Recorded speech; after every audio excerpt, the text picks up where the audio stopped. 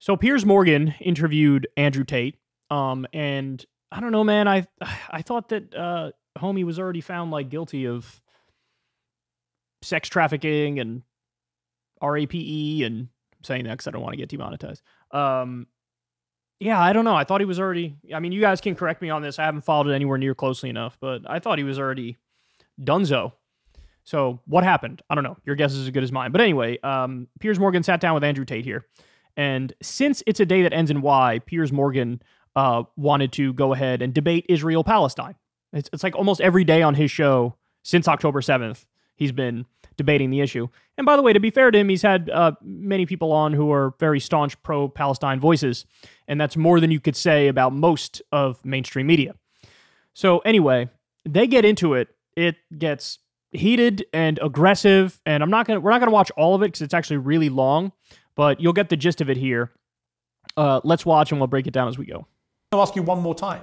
Is what Hamas did on October the 7th an act of terrorism? I think, Piers, it is peddling asininities for you to pretend that enslaving So you sound people... like Jeremy Corbyn. No, let me answer the question. 15 times he refused to answer the question. Let me answer the question. You're now up I'm to not about, refusing. You're now If you about look- 3 or 4. if you look- Are they a terror group or not? They're one team's freedom fighter, and they're deemed a terrorist What do group. you think? I think that if you lock people in an open-air prison and steal their land, they're going to retaliate. So they're not a terror group? I think they're going to retaliate. They're not a terror group? One team's terrorist is another Okay, we're team's now up to freedom about fighter. 8. Are they a terror group? And also, another thing I want to make clear to you, Piers. Only Jeremy Corbyn has done this. Done what? Refused to answer the question. I think that what they are doing is seemingly deemed an act of terror by the people that the terror... Don't use weaselly words. They're not weaselly. Of course the Israelis think they're a terror group, and of course the Palestinians think they're freedom fighters. It's stupid that you're asking the question. Most of the because it's clear. civilized world thinks they're a terror group committed an act of terrorism. It's not difficult. What they did was an act of terrorism. And I think that if Israel continues to conduct acts of terrorism on the Palestinian people, they're going to do nothing but strengthen the reaction. Well, that's a different conversation I'm about to have with you about Israel's response. But before I get there, one more time, is Hamas a terror group who committed an act of terrorism? I think that when you lock people in an open-air prison, you're going to have to you're not expect going to retaliation. Answer. No, because I have to... There's people who are... First things I want to say, Piers. If you don't mind me saying, I think it's spineless. Sure. I do. That's fine. So by the way, right now we are 9 minutes and 36 seconds into the video. And this portion where Piers keeps asking and Andrew Tate keeps dodging, this goes on. This was like almost the full 9 minutes and 36 seconds to this point. So look, I'll say this. What Andrew Tate is saying is true. One person's terrorist is another person's freedom fighter. If you lock people in an open-air prison, they're going to retaliate. All of that is true, but it's also true to just say, yeah, Hamas is a terror group. It's okay. You can say it. It's true. When people do, terrorism is defined as violence for a political or religious reason. And you might, you could define it as that, or you could add the extra part to it, which I think actually makes it more accurate, is violence against civilians for a political or religious reason. So, I mean, they just are that, right? They just are that. That's to say nothing about Palestinians in general. It's just to say when you are in favor of doing violence for a political or religious reason against civilians, that's terrorism. So I don't know why Jeremy Corbyn struggled with just saying yes. I don't know why Andrew Tate's struggling with just saying yes. Like, you could just say yes. It's true. They are a terror group. That's fine. You could say it. It's okay. And it's like, let's be clear. And this is where you flip it back on him and mess up somebody like Piers, is that he is willing to say Hamas is a terror group, but he's not willing to say the IDF are acting as a terror group. But they are. They are. Why? I just defined it for you. It's violence for a political or religious reason against civilians. And that's what the IDF is doing.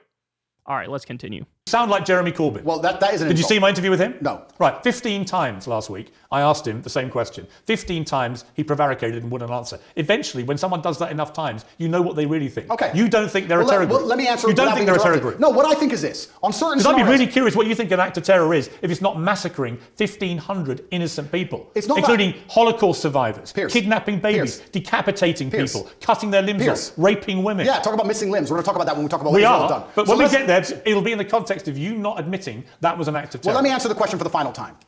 I am a realist. And as a realist, sometimes you do not come to the conclusion of labeling good guys and bad guys. The world is not black and white. Hamas are bad guys. No, the world is not black and white. The world is actually very gray. Anybody who sits and thinks there's clearly a good guy, there's nothing gray about what Hamas did, and clearly a bad guy does not understand how the world works. And as a realist, what you do is you look at scenarios and you understand why they happen, how unfortunate they are, how unfortunate the loss of human life is, how civilians die on both sides, how innocents are dying in a chess game played by the elites on both sides. Both sides, you have innocent people who didn't even vote for the person making the decisions, who are ensuring their death, signing their death warrants. It's unfortunate on both sides. But listen, sir, you would not advocate Russia doing any of the things to Ukraine that Israel is doing to Palestine. You would not sit here. Russia has been doing exactly that. Russia has not done a fraction of the things to Ukraine that Israel has done to Palestine. Russia illegally invaded a sovereign democratic country and has committed a barbaric rampage, trying to seize as much of Ukraine as it can, bombing maternity hospitals, killing innocent women and children. Bombing hospitals and killing innocent women and children? Yeah, that definitely is condemnable when Russia does it. It's also condemnable when Israel does it, and that's where Piers struggles. That's where he struggles. Try and have some kind of this is genuine equivocation of this. I will. A Hamas rocket, a tiny Hamas rocket that can make a pothole in the road, and then they get hit back with cruise missiles. Let me ask you a question. Ukraine sent a drone and it hit the Kremlin. A drone attack, it did nothing, it damaged some shingles. If Russia decided to then respond with a missile attack on a hospital and annihilate 800 people, it has been. Do you think that would be allowed? That's exactly what it has been. Would you advocate for that? Would you support that Have reaction? you seen the state of Mariupol, which they leveled to the ground? The Ukrainians did level it, correct. No, the Russians 2014. The Russians leveled Mariupol. And my question to you is, would you advocate those reactions? Let me ask you another question, Piers. This is a genuine question. Let me ask you a question. I want to understand your point of view. It's actually my interview of you. Yeah, but you tried to understand mine. I just want to understand your point of view. If I believed, or if Israel believed, that one of the people in your house was a terrorist and decided to destroy your entire house and kill your entire family, would you sit and say, well, maybe there was a terrorist inside, I accept that? Or would you be enraged? Genuine question. I don't think you can take an individual person's response. Well, it's a bunch of individual people in Gaza. They're people, individuals with thoughts and dreams and aspirations which are being annihilated. 15-year-old girls without legs because of cruise missiles. They are individual people. So look, Andrew Tate couldn't answer the Hamas question directly and just say, yeah, they're terrorists. Like, you can say, yeah, they're terrorists, and then say all the other things he said about one person's terrorist is another person's freedom fighter, one group is occupying, the other group is occupied. You can say all that and also say, yeah, Hamas are terrorists. That's what you should have done. But when he flips it on Piers, Piers can't answer a direct question either. He can't answer a direct question. Because that is the hypothetical that Andrew Tate set up is actually exactly what Israel is doing. Where they say, hey man, Hamas is using human shields. They're in this residential building. They're in this mosque. They're in this hospital. They're in this marketplace. And what am I going to do? They're surrounded by 10 innocent people, but there's one Hamas guy. We really want to get him. They're in a UN refugee camp. All right, press the button. Blow it up. I mean, we literally have video of top IDF officials admitting this on CNN to Wolf Blitzer, where even Wolf Blitzer is perplexed and blown away. Where he's like, you do know that you killed like 100 innocent civilians to get one person who you say is a top Hamas official. And the guy's like, yeah, that's war. What are you going to do? So the hypothetical set up by Andrew Tate for Piers Morgan to answer is exactly what's happening and what Israel's doing, and he can't answer it. He has no problem directly answering it when it's Russia. But when it comes to Israel, and look, here's what it boils down to, and you guys know this. We've talked about this quite a bit. It's usually people who are pro-Israel, even if they admit a lot of the war crimes that are going on. What they'll say is, okay, but the main difference is Hamas is trying to kill innocent civilians on purpose, whereas Israel is trying to avoid killing innocent civilians on purpose. So, yeah, Israel's killing innocent people, but it's collateral damage. And so, this is what they argue, for you to get rid of the intent, for you to act like intent doesn't matter, that's disingenuous. They always trot this one out. If the Palestinians put down their guns, they'd have a state tomorrow. If Israel put down their guns, they'd be wiped off the map. That's the argument they use. Now, here's the problem with those arguments. It's not remotely true.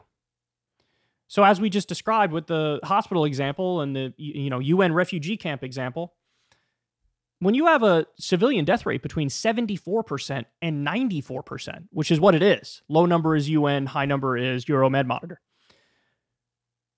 you are purposely bombing civilian infrastructure and taking out civilians. And like I said, you look at a ratio of 10 innocent people, including women and children, to one bad guy, and you press that button, yeah, those are war crimes. Those are violations of international law. That's terrorism. That's unacceptable when anybody does it. When anybody does it. Guys, stop and think about this fact. You have Hamas had a higher percentage of getting military targets than the IDF did. That's a fact. That's according to the IDF's own numbers. According to their own numbers, it's about Hamas killed about 45% innocent civilians and 55% military targets. Now, by the way, let's be clear. That's a terrible ratio. I'm not okay with that. I'm not okay with that. That's basically having it 50-50, whether it's a woman, child, innocent man versus a military target or an illegal settler or whatever. That's not okay. But as I said, Israel's is between 74% and 94% innocent civilians. So when you're killing more innocent civilians, both as a raw number and a percentage, than Hamas, then I don't know why Piers Morgan can't just be direct and honest and open and be just as critical of Israel as he is of Russia. I don't know. I don't know why. But presumably because he believes, well, this started on October 7th when Andrew Tate's response and almost anybody's response to that would be, did it really though? It didn't really, did it? It didn't actually start on October 7th. And that's just not something that he would accept. So anyway, look, Tate's biggest mistake here is just not saying, yeah, of course, Hamas is a terror group, because they are. If you're targeting civilians for a political or religious reason, or in their case, both, that's terrorism. So yes, say that, and then he could also make all the other points about when you put people in a pressure cooker, it's gonna explode. You can only occupy somebody for so long before they fight back. One is an occupier, one's occupied. You can make all those points, but I'll say yes, Hamas is a terror group. And to Piers, it's the classic. I mean, he's had this debate 78 times, and every time he comes up short on the issue of Israel. Owen Jones ran circles around him the other day when he compared what Israel's doing to what Russia's doing, because Piers has a stinging rebuke of Russia when it comes to what they're doing, but when it comes to Israel, it's much softer, right? And he's like, well, there is a debate. Have they been proportionate? Have they gone too far? Hey, what are you supposed to do in a situation like that? And he likes to ask this question, so should Hamas be eradicated? And he asks it as if it's like a thing that can be done and we would know when it's done, right? Should we take Hamas out of power, yes or no? It's like, what are you talking about? You probably just created triple or quadruple the number of Hamas members because you killed so many civilians. How many of those people are now radicalized? Family members of those people are now radicalized. Getting rid of Hamas is not a goal in the same way that when the U.S. waged a war on terror, there's no way we were going to defeat terror. That's not a thing. You're always going to have Palestinian hardliners, especially when the Israel far right is bombing civilians all over the place. So this idea of getting rid of Hamas, it's not even possible. How are you going to know when they're defeated? You're not going to know. So it's just an excuse for an endless, relentless bombing campaign. And I don't think Piers uses it for that reason. But I think more cynical people at the top of the Israeli government do use it for that reason. And he's too dumb and he falls for it, right? He falls for the trick, the idea that it's even possible to, quote unquote, get rid of Hamas. And he thinks it's such a gotcha when he asks people that and they don't have a good answer for it. And it's, aha, see, you are sympathetic to Hamas. And it's like, you have no idea what the hell you're talking about. That's not true at all. We just realized what is an achievable goal and what's not an achievable goal. But anyway, go watch the rest of the debate. It's kind of frustrating at parts, but it's also very entertaining. Hey, y'all, do me a favor and like and subscribe. It helps out big time in the algorithm. Click the bell as well for notifications when videos drop, and watch that video on screen right now. You know you want to.